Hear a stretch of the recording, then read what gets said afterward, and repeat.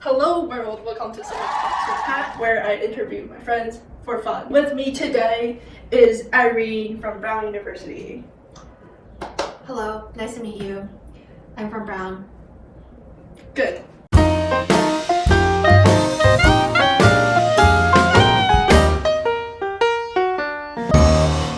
Okay, why don't you give us all a brief description of Brown? Brown is a very fun place. I feel like today everything that comes out of my mouth sounds incredibly sarcastic. Brown is a beautiful place. It's one of the Ivies, one of the...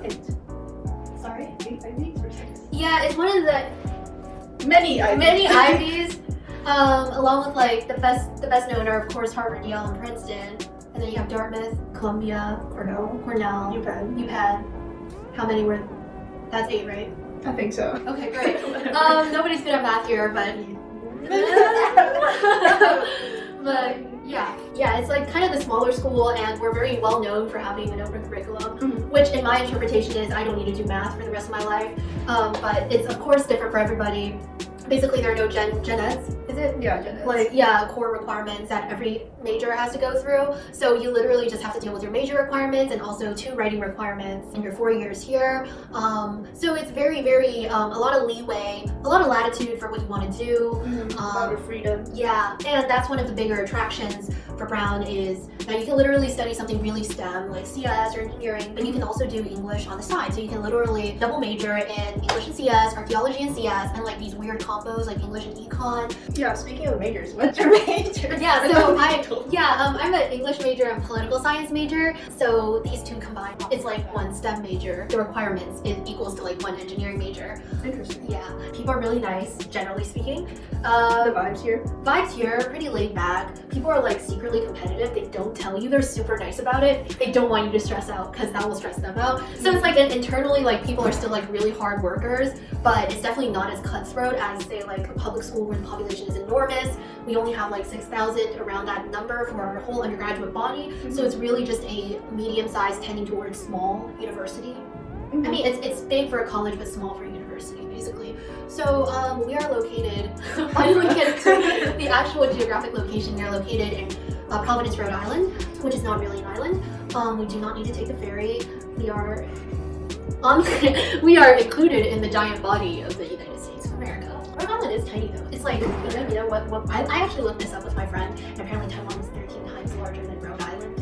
Ooh. Yeah, I know. So Rhode Island is tiny, but not that tiny. Wait, no, Taiwan is not tiny, but not that tiny. We can cut that part. Yeah. And we are located on College Hill, so it's really just a lot of New England architecture and A lot of climbing hills. And you really see a seasonal change. Compare, as you can see right now, it's like very pretty, but during the fall, the leaves turn golden, which is like pretty nice. So generally, it's like a very beautiful area. I agree with that. Yeah. So I know for every university there are wacky traditions or things that you can't do no matter what. Yes. What are those in Brown? You don't want to step on the Pembroke seal, which is like this. It's called the Pembroke seal, and you don't want to step on it. If you step on it, the girls get pregnant, the guys can graduate. Good to know. Good to know, and it's super sexist. Like, why? Why can't the girls not graduate? Why can't the girls not have the same consequences as the guys? Yeah, exactly. Yeah, exactly. What else? So there is a naked donut run, which is basically on the first day of the reading period, which is week before finals. Not everybody, but like the select few who decided to volunteer would take off their clothes and be completely naked and offer donuts to people in a library. Fun. Yeah, it was fun. I don't know.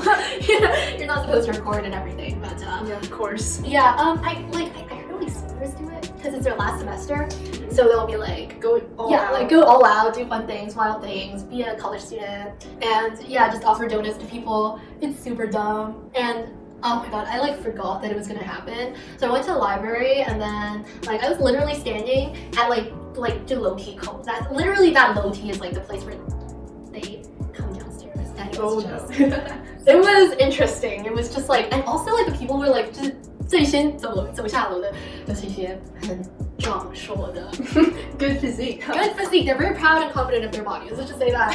Yeah, and it was definitely very eye-opening in terms of I was like so like traumatized? Not really. It was just like, Pleasantly surprised. so this is happening, and then like the guy offered me a donut, and I was like, I did not expect this to happen at this hour. I literally arrived at the dot, 就是很准时的走完机后。No, it was literally just me forgetting and being forgetful, and then I just walked downstairs, and then they were like donut, and I'm like.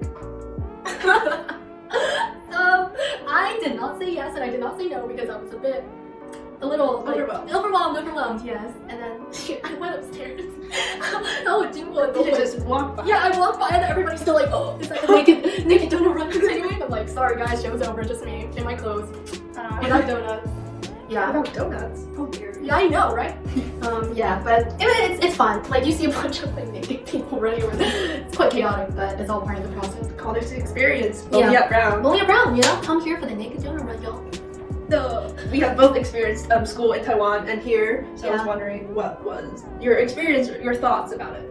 Oh yeah, for sure. So my caveat is that I didn't really go through like 12年国教. You did. I did. Yes, I did. 考学测 and everything. I did not do that. Yeah, so I did. 我没有考学测，我也没有考会考试，我只有到国二而已。然后 just tell about your educational journey. Okay, so basically, I decided that I wanted to study abroad after I went. 我3年级的时候，因为工作关系，我们全家搬到 Palo Alto for a year. Palo Alto 是加州 In California. Yeah, like or Stanford. 旧金山附近那边，史丹佛那边对没错。Did I actually ever try to apply to Stanford? The answer is no. So I went there and it was really cool. 我很喜欢那里的就是氛围，就是 like relaxed and you know it was really fun. So I feel like 我从那个时候就对美国有一个憧憬，就是想要大学的时候再回去念这样子。所以大学 like why 大学 not 研究所 or postdoc?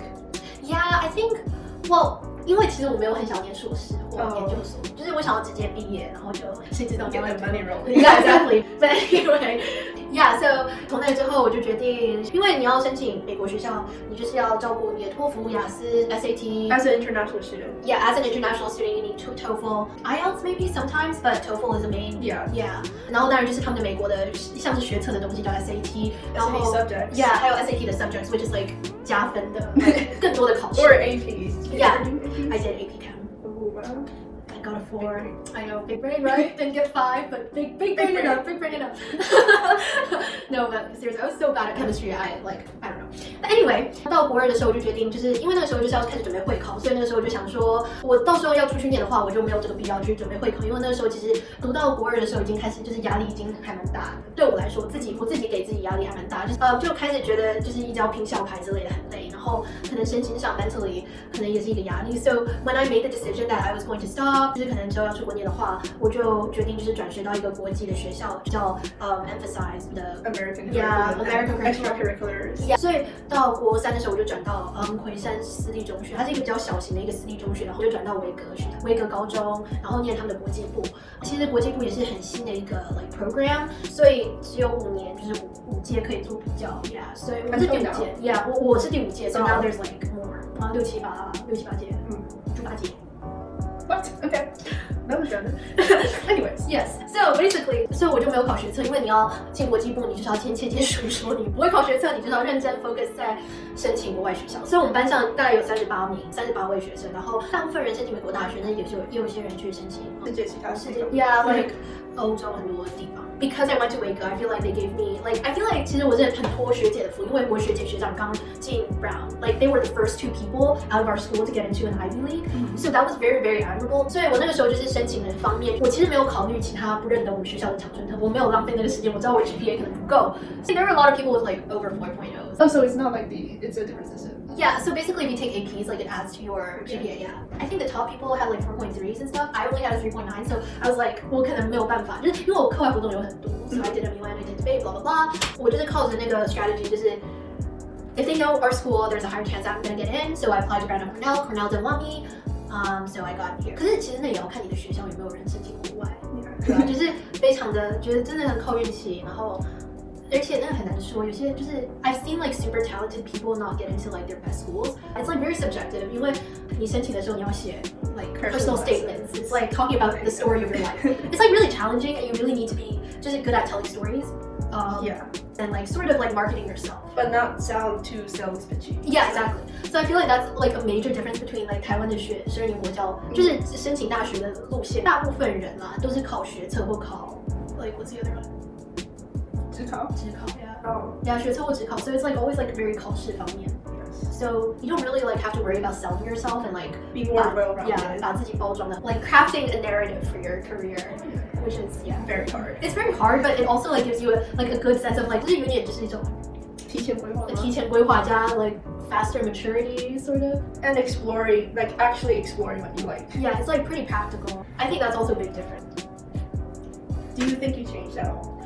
Did I change? I think I did. I mean, I feel like I didn't really change like in terms of my academic passion. Like 我一直都很喜欢文科，对。Did I ever really change about that? Not really, I feel. The thing I did change about, well, I mean, I feel like coming here, like a big deal is like having imposter syndrome, which is where you feel like you came here by luck and you don't deserve you it. don't, yeah, you don't deserve it. And to this day, I'm not very sure, like, if I actually truly deserve to be here. It's kind of sad to be honest, but it's true. Like, it's also part of why you shouldn't go to your dream school. It's because mentally speaking, it's pretty like terrifying because your dream school is always at school you feel like you don't really think you are capable of getting into. So when you do get into it, you don't think that you are good enough, basically. Yeah. Put simply, yeah. Whereas if you go to a school, like I was almost going to U Michigan, which is like a very different school, like Ann Arbor. Still a very good school, by the way. It's a good school, but it's not like, it's very STEM oriented, whereas here you like... the more liberal. Yeah, like more liberal artsy sort of, but yeah, so if I feel like if I went there, maybe I would have felt a little like more in control, but here it's more constantly like I'm chasing.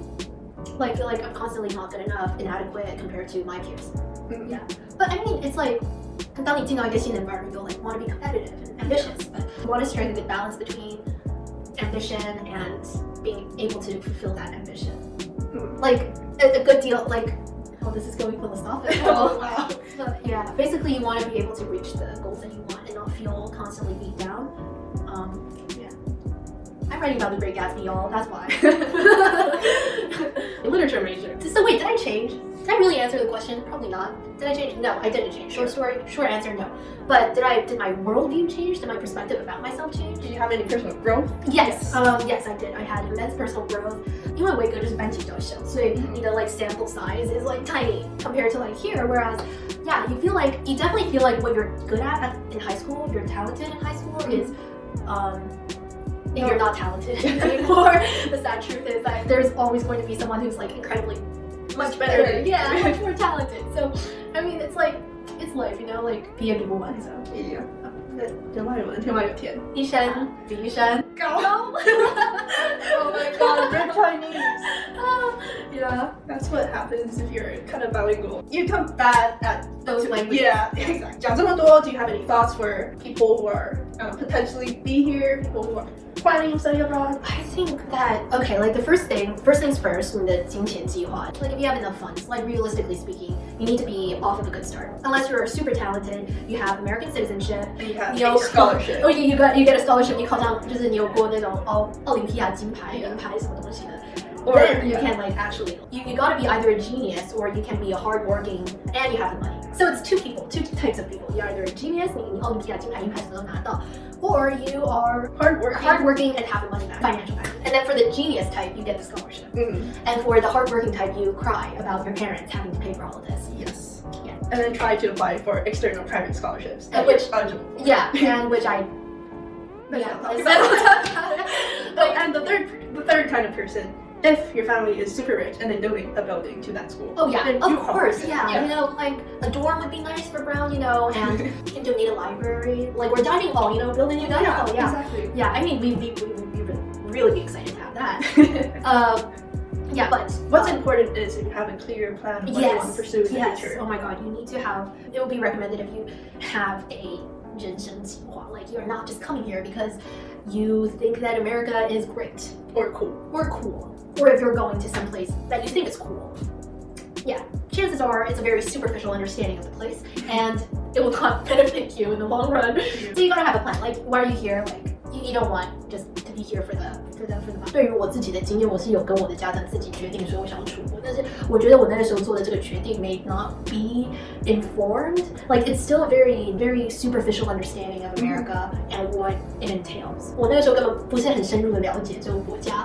So I definitely came in with like ideal college life. college life, but honestly, like it's also something that you wouldn't realize until you lived it. So no matter how I try to put it into words, it's gonna be limited in some way. Ultimately, it's just what you really want to do. You need to prioritize what you want in your life, and do reality checks. And do reality checks and talk to people that lived through that experience and ask about their experience. Yeah. That brings us to the 灵魂问题. If you could start again, would you do it? Probably not. Short answer. Probably not.